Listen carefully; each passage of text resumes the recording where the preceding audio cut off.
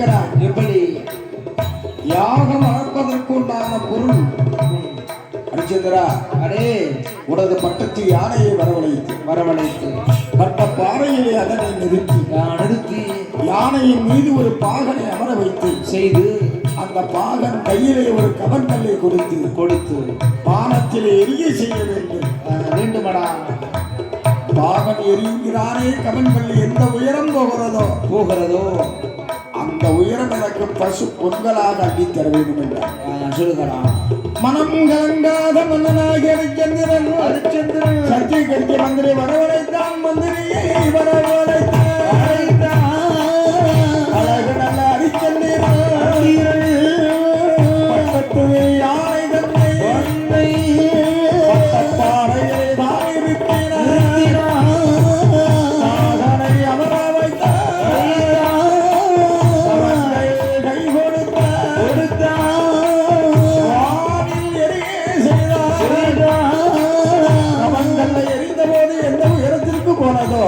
அவ்வளவு உயரத்திற்கும் அள்ளி கொடுத்தான் பசு பொங்கலாக.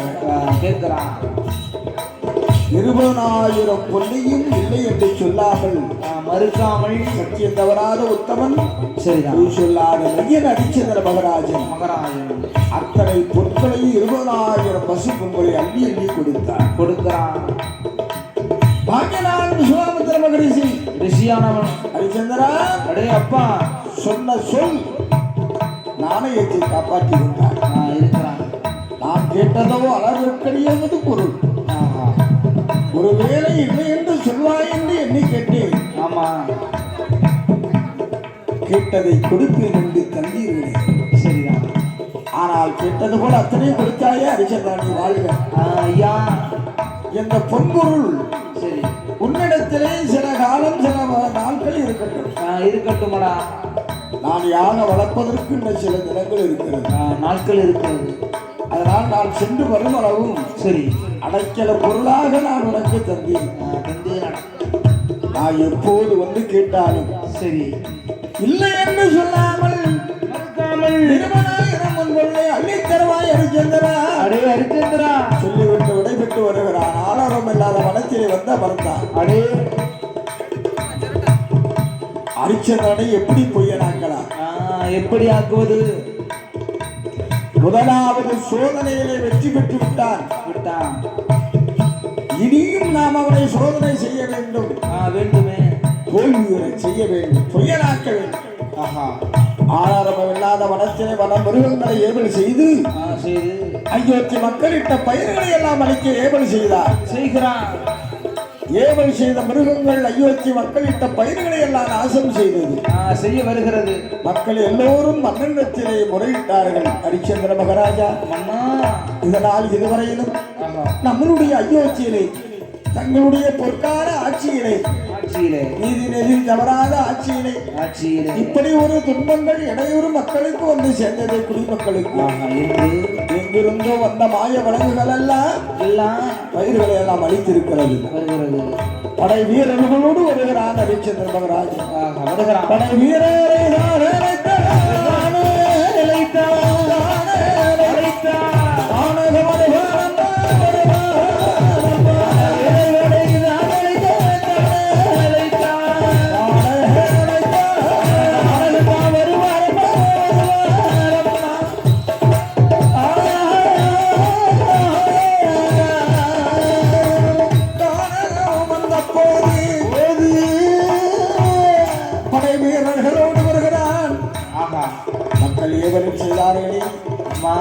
மக்களிட்ட பெயர்களை ஏவல் செய்த மிருகங்களை எல்லாம் வேட்டையாட வேண்டும் என்பதாக எண்ணி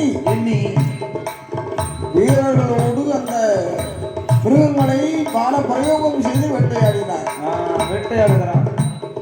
சாதாரண மிருகங்களாக இருந்தால்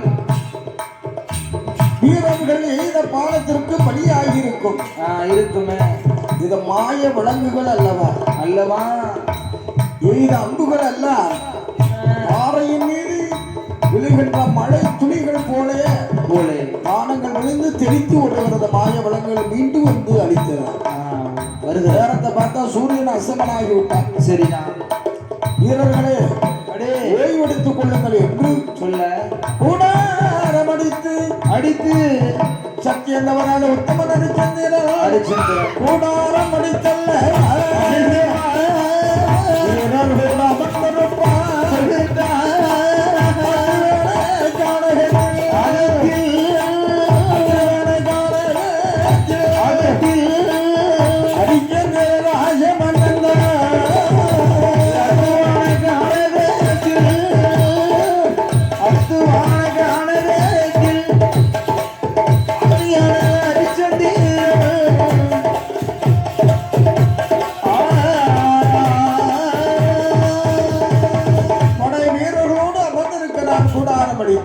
அடித்து அப்போது விஸ்வாமித்திரன் ஆளார் அப்படி மக்கள் குறை தீர்க்க மன்னனாகிய ஹரிச்சந்திர மகராஜன் சத்தியந்தராஜ உத்தமனுக்கு வந்து விட்டார். மீண்டும் அவனை பொய்யராக்க வேண்டுமானால் இரண்டு பானப்பெண்களை உருவாக்குகிறான். பானப்பெண்களிடத்திலே சொல்லுகிறார், மங்கைமார்களே மன்னர் பெருமான இடத்திலே சென்று தங்கள் கற்ற கலைகளை எல்லாம் ஆடல் பாடல் கலைகளை செய்யும்போ ஆடலை கண்டு ஆனந்தம் கொள்வான். பாடலை கேட்ட மாத்திரத்திலே பரவசம் கொள்வான். ஏதாயிலும் பரிசு கொடுப்பான். ஆடை அணிகள் நவரத்தினங்கள் ஏதாயிலும் கொடுப்பான். வாங்காதீர்கள். அவனிடத்தில் திரு கல்யாணம் இரண்டு பெண்களையும் மனமுடித்துக் கொள்ள வேண்டும் என்று கேளுங்கோ. சரி சாமி அதற்கு மறுத்து விட்டால் என்ன செய்வது? கையில் இருக்க பூச்சக்கர கொடையாக கேளுங்கள். அதற்கு மறுத்து விட்டான். ஹரிச்சந்திரன் வாய்மொழியாக ஏதாயிலும் சொல்வான். அதை என்னிடத்திலேயே சொல்லுங்கள். சரி நடப்பதையெல்லாம் நான் அறிவேன் என்று விஸ்வாமித்திர மகிழ்ச்சி மங்கையர்களுக்கு விடை கொடுத்து அனுப்பினார். விடை வாங்கி வருகிறான். பெண்கள் இரண்டு பேர்கள் ஹரிச்சந்திரனிடம் மதியிலே உடனே வருவாரம்மா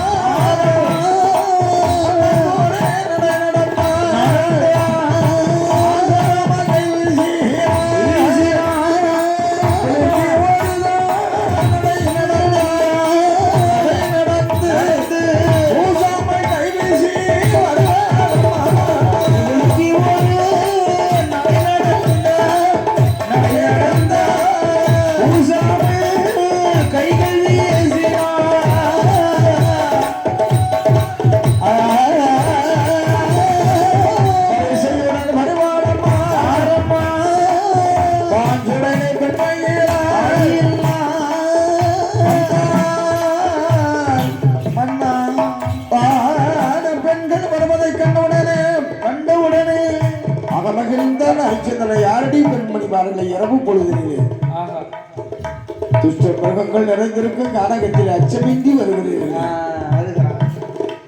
அயோத்தி மன்னனே வேந்தனே ஹரிச்சந்திர மகராஜா மக்கள் குறை கேட்டு அறிந்து பணம் பறிந்து மாளிகை வாசமிட்டு வீரர்களோடு வந்து இந்த கொடிய வனத்திலே கூடாரம் அடித்துக் கொண்டிருக்கும் போது மக்கள் தொண்டு செய்த மன்னனுக்கு எங்கள் பங்கா உங்களுக்கு ஏதாயிலும் கண்ணுக்கும் காதுக்கும் செவிக்கு உணவு அளிக்க வேண்டும். ஆடல் கலையிலே வல்லமை பெற்றவர்களாகிய நாங்கள் சரி உங்கள் படை வீரர்களுக்கு விருந்து கொடுக்க போகிறோம். இது ஆடல் பாடல் கலை. பானை பெண்கள் இருவேர்களும் ஆடினார்கள். ஹரிச்சந்திரன் அகமகிழ்ந்து அந்த பெண்ணுக்கு ஒரு மாலையை நவரத்தின மாலை எடுத்து கொடுத்தார். மாலையை வாங்காதபடி மாமியர்கள் சொன்னார்கள், மன்னர் பெருமானை பொன்பொருளுக்கு ஆசை கொண்டு இக்கலையை தட்டிலிடத்திலே நாங்கள் செய்ய வருவதில்லை. சரி அவளை பெண்களாக விளங்குகிறோம். நாங்கள் பெற்றவர்களோ உற்றார்களோ உறவினர்களோ தமக்கையர்களோ யாரும் இல்லாத ஒரு அவலை பெண்கள். ஐயா சுவாமி எங்கள் இருவேர்களையும் மன்னனாகிய ஹரிச்சந்திர மகராஜனை மன்னனே இரண்டு பெண்களை எங்களை திருமணம் செய்து கொள்ளுங்கள் என்று சொல்லுகிறார். ஹரிச்சந்திர மகராஜன் சொல்லுகிறார் எனக்கென்று மாளிகையிலே மனமுகந்திருக்கின்றாள் மங்கை சந்திரமதியானவள். அத்தனை நற்குணம் படைத்தவள் எனது அருமை மனைவி சந்திரமதி இருக்கின்ற போது உங்களை நான் கல்யாணம் செய்ய முடியுமா? ராமனுடைய குலத்திலே உதித்தவன் நான். ஒருவனுக்கு ஒதுக்கி என்று வாழ்ந்த அந்த உத்தமன் ஏகபத்தினி வரதன் வரதன். அந்த ராமனுடைய குலத்தில் உதித்த நான் ஆமா. மறுதானம் மனதான விரும்ப மாட்டேன். சொல்லுகிறான். உங்களை மனமுடிக்க முடியாதம்மா. முடியாது. மங்கையர்கள் விஸ்வாமித்திரன் சொன்னது போலே மன்னா அண்ணா மனமுடிக்கவில்லையானாலும் பரவாயில்லை, இல்லை, உங்களுடைய கையில் இருக்கும் பூச்சக்கர கொடையாக இருந்தார்கள் என்றார். கேட்கிறான். இது மக்கள் சொத்து. ஆமா. யாருக்கு இதனை கொடுப்பதற்கு எனக்கு எந்த விதமான உரிமை இல்லை. அப்படியானால் சுவாமி என்ன இப்படி சொல்லுகின்ற போது பொழுது ஹரிச்சந்திர மகராஜன் அவருடைய திருவாய் மலர்ந்து சொல்லுகிறான். பெண்மணிமார்களே, என்ன வேறு எதனை கேட்டாலும் தந்திருப்பேனே. தந்திருப்பேனே. ஈடு இல்லாத நாடு நகர ராட்சியம் இந்த அயோத்தி அரசு உரிமை. சரி. நிலையில்லாத செல்வம், நிலையில்லாத ஆட்சி. ஆட்சி இதனை கேட்டிருந்தாலும் கூட தந்திருப்பேன் என்று ஒரு வார்த்தை சொன்னான் பாருங்க. சொன்னாரு. அருகாமையில் இருந்தானே சத்தியகிருத்தி மந்திரி அடே மன்னனானவன் வாயிலிருந்து இப்படி ஒரு வாய்மொழி வருகிறது என்று எதிர்பார்க்கவில்லை. இல்லையே. மந்திரியானவன் மதி நுட்பமும் அறிந்தவன் அல்லவா? அல்லவா. இந்த பெண்கள் எங்கிருந்து வந்தார்கள், ஏவல் செய்தவன் எவனோ தெரியவில்லை. தெரியவில்லையே. சத்தியம் தவறாத உத்தமனுடைய வாயிலே வருகின்ற சொல்லை கேட்டவுடனே அதிர்ந்தான் அந்த சத்தியகிருத்தி மந்திரி. இடைவாரை உரிவினான். தப்பி ஓடிவிடுங்கள் பெண்ணே என்று ஏவல் செய்தவன் எவனோ, பானம் எய்தவன் எவனோ எங்கிருக்க பானம் போன்று பாவையர்கள் வந்து ஆறாறு வேந்தனிடத்திலே இப்பேற்பட்ட ஒரு குறைகளை கல்யாணம் முடித்துக் கொள்ளுங்கள், பூச்சக்கர குறையை தாருங்கள் என்று கேட்டீர்களை இந்த இடத்தை விட்டு ஓடிவிடுங்கள் என்று சொல்லுகிறார். விஸ்வாமித்திரரை நாடி பாவையர்கள் வந்தார்களே. விஸ்வாமித்திரத்தில் நடந்தவற்றை எல்லாம் சொன்னார்கள். ஹரிச்சந்திர மகராஜன் ஆடு நகரத்தை ராஜ்யத்தை கேட்டாலும் மறுப்பேதும் சொல்லாமல் இல்லை என்று சொல்லாது நாடு ராஜ்யத்தையும் எங்களுக்கு தாரை வார்த்து கொடுத்திருப்பார் சுவாமி. அதை நாங்கள் கேட்டாலும் நீங்க அதை கேட்க சொல்லலையே. இல்லையே. இப்படி ஒரு வார்த்தை சொன்னானா? மாறுங்கள் பெண்மணிமார்களே என்று மாறுங்கள் பெண்மணியே.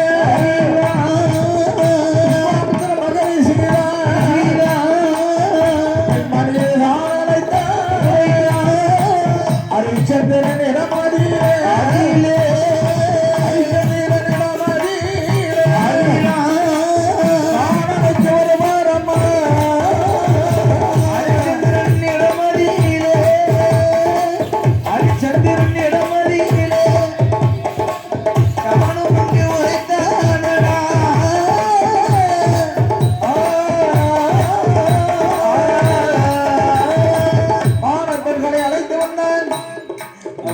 மகரிஷியானவன் வந்து ஹரிச்சந்திரன்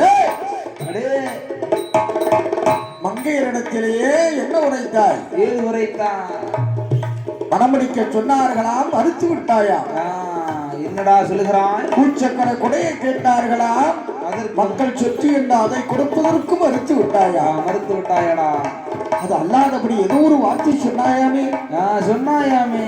இந்த உலகை அயோத்தி அரசுரிமை இந்த ராஜ்யத்தை கேட்டிருந்தாலும் கூட தாரை வார்த்து கொடுத்திருப்பேன் என்று சொன்னாயே. அது உண்மைதானா? அப்படி உண்மைதான். பெண்மணிமார்களே, இந்த ராஜ்யத்தை கேளுங்க.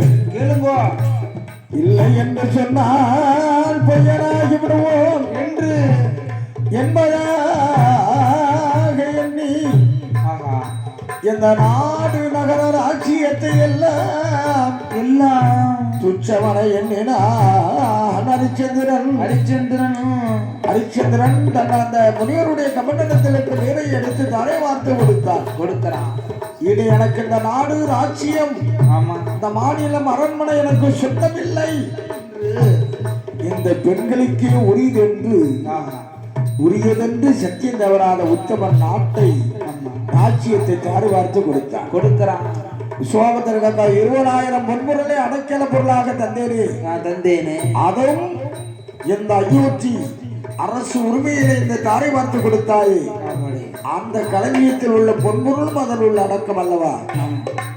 20,000 பொண்ணை எப்படி தரப்போகிறாய் கேட்கிறான் ஹரிச்சந்திரா. ஒரே ஒரு வார்த்தை இல்லை என்று சொல்லு. மறுத்து விடு. இல்லை என்று சொல்லுகிறான்.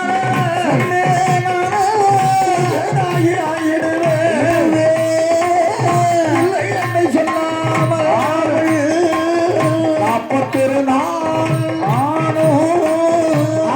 100 நாள் ராஜ கெடுதாரங்கள் இறைவா சுவாமி சுவாமி 41 நாளைகளை கொடுத்தது கெடு நட்சத்திரஜனே வரவழைத்து வரவழைத்து 41 நாளைக்குள் வாங்கிவிடு என்று சொல்லி அயோத்தி நகரில் அந்த மன்னர் பெருமான் காசிமா நகரம் வருகிறார் 41 நாள் ஆக போகிறது ஒரு நாளிகே இருக்கிறது நட்சத்திரம் கேட்கிறா எப்படி கொடுப்பாய் மனம் விரும்பி இருக்கிறார் கேட்கிறான் சந்திரமதி பெண்முடியானவள் சொல்லுகிறார் மன்னா அடே ஐயா என் உடம்பு என் உடல் பொருள் ஆவி அனைத்தும் உங்களுக்கு சொந்தமானது அல்லவா சொந்தமானது அம்மி மிதித்து அருந்ததி பார்த்து அக்கினி வரம் வந்து கரம் பிடித்த தாங்கள் தங்களுடைய சொத்தல்லவன என்னை விற்றாயிலும் முனிவனுக்கு கொடுக்க 20,000 பொன்னை கொடுத்து விடுங்கள் என்றார் சொல்லுகிறான் மனைவி என்று பாராமல் சித்திந்தவராத உத்தமனாகிய ஹரிச்சந்திரன் அந்த காலகட்டையின் தெருவிலை 20,000 பொண்ணுக்கு மனவிலையாக கொடுத்து நட்சத்திர ஐயனத்திலே கொடுக்கிறார் நட்சத்திரம் சொல்ல 5,000 பொண்ணு எனக்கு தரவு காசு வேணும் அப்பா வேணுமே 41 நாளா இரவு பகலென்று பாராமல் காடென்று மேடென்றும் படியென்றும் மலையென்றும் காற்றென்றும் பாராமல் உண்ணாமல் உறங்காமல் உன்னோடு நான் வந்தேனடா 5,000 பொண்ணு காசு வேணும் என்று தரவு காசு வாங்கியடா தரவு காசுக்காக வேண்டி தன்னை விலை கூறி மனுஷ தொட்டி 5,000 பொண்ணையும் கொடுத்து ஹரிச்சந்திரன் அடிமையாக்கினார் ஹரிச்சந்திரன் இடத்துல சொல்றான் 5,000 பொண்ணையும் வாங்கி கொடுத்துட்டா பாருங்க அவன் செத்த மாடை எடுக்கிறதுக்கு தெரியாதபடி சேரிக்கு மங்கிடாதபடி மாடருக்கு தெரியாமல் கட்சியை கையிலே போடுகிறான் இதனை அறிந்த வீரமாக ஹரிச்சந்திரன் அடே ஹரிச்சந்திரா உனக்கு இந்த வேலை உத்தியோகம் இல்லை செத்த மாடை எடுக்க தெரியவில்லையே 5,000 பொன் கொடுத்து உன்னை நான் விலையாக பெற்றேனடா சண்டாளா உனக்கு என்ன உத்தியோகம் அந்த காசி தீர்மையானத்தில்